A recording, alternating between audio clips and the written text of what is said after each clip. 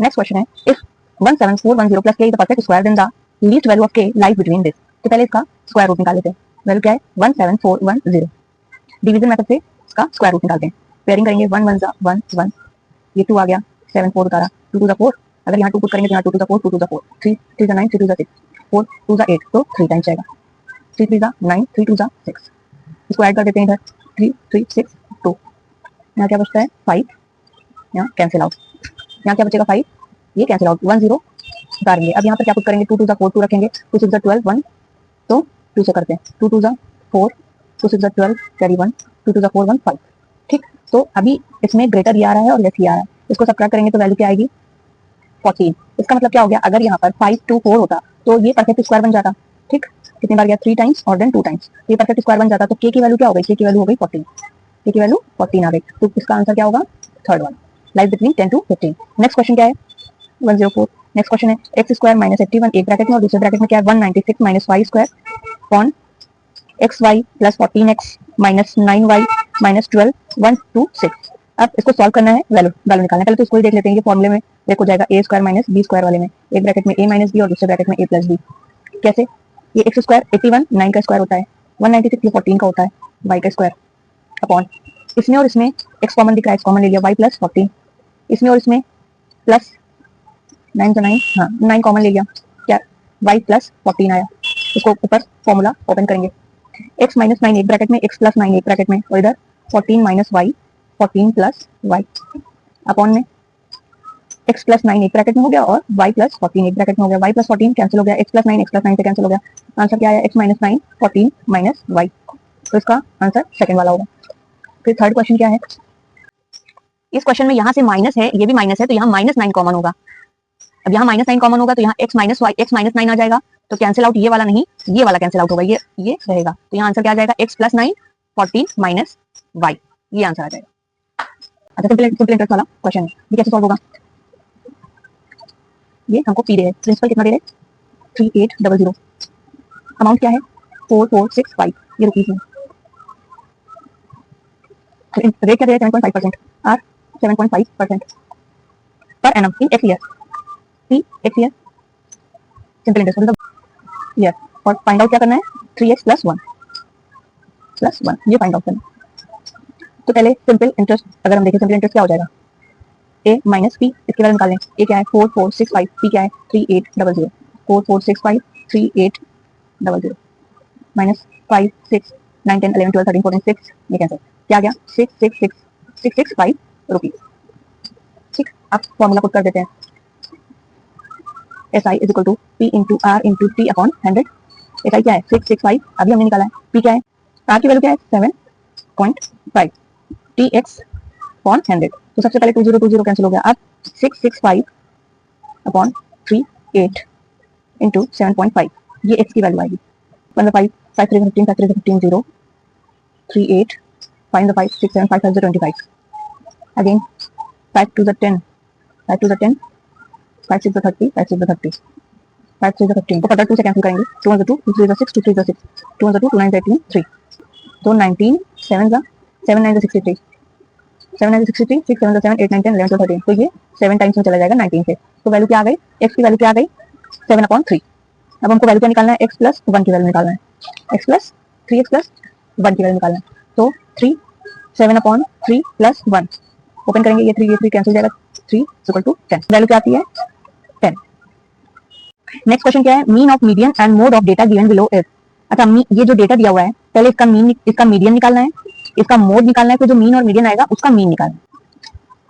इस क्वेश्चन में सबसे पहले इसको असेंडिंग ऑर्डर में लिख लिया। अब हमने देखा कि कौन सी गिनती एक से ज्यादा टाइम आ रही है, तो ये 19 है जो 2 टाइम्स आ रहा है, तो ये हो गया हमारा मोड क्या है 19 है। अब मीडियन निकालना है, तो मीडियन के लिए क्योंकि ये इवन है, नंबर ऑफ टर्म्स क्या है इवन है, दैट इज 12, तो हम फॉर्मूला लगाएंगे n upon 2th term plus n upon 2 plus 1th term divided by 2, तो n अपॉन 2 मतलब अपॉन 2, तो 6th term plus 7th term को 2 से डिवाइड करना है। 6th टर्म क्या है इसमें 1 2 3 4 5 6 17 और 18, 17 प्लस 18 डिवाइडेड बाई 2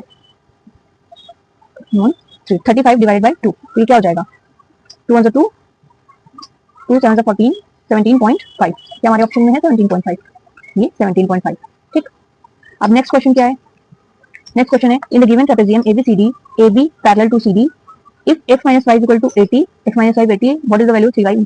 तो ट्रेपेजियम का क्या रूल होता है कि जो एडजेसेंट एंगल है उसका जो सम होता है वो क्या होता है 180 होता है। तो एक ये इक्वेशन दी है x minus y equal to 80, एक ये वैल्यू जाएगी x plus y equal to 180, solve हो जाएगा, x y की वैल्यू आ जाएगी, x minus y equal to 80 दिया हुआ है, x plus y 180 होगा, इसको सॉल्व कर लेते हैं, ऐड कर लेंगे, y y कैंसिल हो गया, 2x is equal to 0 6 260, x की वैल्यू क्या हो गई 2 3 6, x की वैल्यू आ गई 130।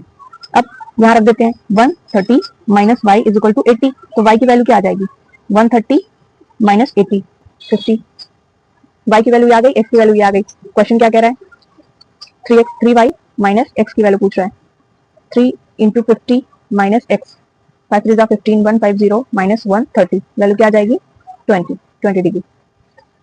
तो ऑप्शन में 20 डिग्री है, ये ऑप्शन 20 डिग्री। नेक्स्ट क्वेश्चन क्या है side of rhombus, side of rhombus कितना है 91 सेंटीमीटर, तो ये 91 है, तो ये भी 91, ये भी, और उसका एक डायगोनल कितना है 70 सेंटीमीटर। तो क्या वो बोल रहे हैं अदर डायगोनल, दूसरे डायगोनल की वैल्यू, तो ये अगर हम ये वाला ट्राइंगल देखें तो ये राइट एंगल ट्राइंगल होगा। रोम्बस की ये प्रॉपर्टी होती है कि इसके डायगोनल जो है राइट एंगल पर एक दूसरे के परपेंडिकुलर होते हैं, परपेंडिकुलर नहीं सिर्फ परपेंडिकुलर बाइसेक्टर होते हैं, बाइसेक्टर भी होते हैं, परपेंडिकुलर बाइसेक्टर होते हैं। तो ये इसको आधा 35 सेंटीमीटर, इतनी सी वैल्यू 35 हो जाएगी, ये भी 35 हो जाएगी क्योंकि ये 70 है। अब पाइथागोरस थ्योरम लगा लेंगे इसमें, 91 का square is equal to 35 square plus d by 2 का स्क्वायर, ये भी, तो ये अगर d है डायगोनल तो d बाई 2 का स्क्वायर, 91 का square 1 1 9 9 9 81 1 2 8 8 2 8 1 is equal to 35 5 0 25 5 5 15 16 17 3 15 5 31 3 9 10 1 0 5 1 2 2 5 plus d square upon 4, इसको पहले इधर ले आते हैं, माइनस कर लेते हैं, 1 2 2 5 6 7 5 0 7 7 0 5 6 is equal to d square by 4। अब d square is equal to 7056 into 4, 7056 का एलसीएम निकाल लेते हैं, 2 3 6 2 5 10 2 2 4 2 8 16 2 1 2 2 7 14 2 6 12 2 4 8 2 8 16 2 8 16 2 4 2 2 4 2 4 8 2 4 2 1 2। अब 3 1 3 3 1 3 3 4 12 3 7 21, देन 3 4 12 3 9 27 7 7 49 7 1 7, ये और ये 2 2 4, तो इसका आपका स्क्वायर रूट आ जाएगा 2 इंटू ये 4 वाले का ये पहले 2 आया, देन एक 2 ये आया, एक 2 ये आया, देन एक 3 आया और एक 7 आया, 2 4 2 8 7 3 21 8 1 8 16 168, ये 168 किसकी वैल्यू आई दूसरे डायगोनल की वैल्यू आई। ठीक है, नेक्स्ट क्वेश्चन क्या है लेंथ ब्रेथ और डेप्थ दिया हुआ है क्यूबॉइडल टैंक का इतना रिस्पेक्टिवली, तो क्वांटिटी ऑफ वाटर इतना फिल है, कह रहे हैं इसमें अच्छा कितना फुल है। ठीक है, क्या करेंगे सबसे पहले L into B into H से इसका वॉल्यूम निकाल लेंगे, जिससे कि वाटर कैरिंग कैपेसिटी आ जाएगी 6 इंटू 3.5 इंटू 4, तो इससे टैंक की वाटर कैरिंग कैपेसिटी आ जाएगी 4 में 20 2 12 13 14 1 4 ये पॉइंट इंटू 6 84 मीटर क्यूब। ठीक, ये वाटर कैरिंग कैपेसिटी आ गई, इसको लीटर में कन्वर्ट करेंगे तो 84 इंटू 1000 ये लीटर में कन्वर्ट हो गया 84। अब वो कह रहे हैं कि टैंक कितना फिल है 33600 लीटर फिल है, तो कितना फिल है इसको चेक करने के लिए कैसे निकालेंगे, रेशियो निकाल लेंगे 33600 अपॉन 84123, कैंसिल आउट 2 1 2 2 6 12 2 8 16 2 4 8 2 2 4 का एक जीरो रह गया था, ये अब 2 1 2 2 4 8 2 3 6 2 5 10 7 2 14 7 5 35, तो कितना फिल है 2/5 पोर्शन फुल है, तो क्या ऑप्शन में है 2/5 पोर्शन ऑप्शन में है। ठीक, नेक्स्ट क्वेश्चन क्या कह रहा है sides of triangular field are इतना इतना इतना, it's area is equal to area of rectangular part of length इतना। अच्छा, ये क्या कह रहे हैं,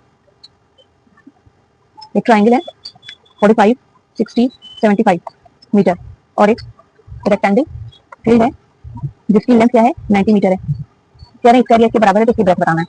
अब पहले ये चेक कर लेते हैं कि ये कौन सा ट्रायंगल है, कुछ ऐसा दिख रहा है कि ये इसको कट करके रेशियो से निकाला जा सकता है. 75:60:40, 45. 5 on the 5, 5 5 25, 5 on the 5 2 the 10, 5 8 the 5 9 the 45, then 3 5 the 15, 3 4 the 12, 3 3 the 9. तो ये किस रेशियो में आ गया? 3:4:5 के रेशियो में आ गया. ये 5 4 3 ये राइट एंगल ट्रायंगल का रेशियो हो गया. ये तो बहुत कॉमन है. 5 हाइपोटेनस 4 बेस या परपेंडिकुलर और 3 एक साइड होगी. तो ये राइट एंगल ट्रायंगल. अगर ये राइट एंगल ट्रायंगल है तो कैसे निकल आएगा? ये आपका हाफ बेस इनटू हाइट से. अब आपका हाइट कौन सी हो जाएगी? हाइट आपकी या 4 या 3 वाली, या ये 40 और या 60 या 45. ये दोनों में से एक बेस होगा, एक हाइट होगी. तो हाफ इंटू 60 इंटू 45, 2 3 6 0 45. अब ये आ गया आपका एरिया. इसको सॉल्व करने की नीड नहीं, क्योंकि हमको निकालना क्या है? हमको निकालना है इसकी ब्रेथ. तो एरिया दोनों का इक्वल है, तो length into breadth is equal to ये एरिया हो जाएगा. तो length 90 into breadth is equal to 30 into 45. B की वैल्यू क्या आ जाएगी? 30 इंटू 45 अपॉन 90. 0 0 कैंसिल हो गया. 3 3 3 9, 390, 3 5 15. तो 15 मीटर. तो ब्रेथ क्या आ गई? 15 metre. 15 metre. Next question in the most useful text book of mathematics. ये सॉल्व करने वाले क्वेश्चन है. Thank you.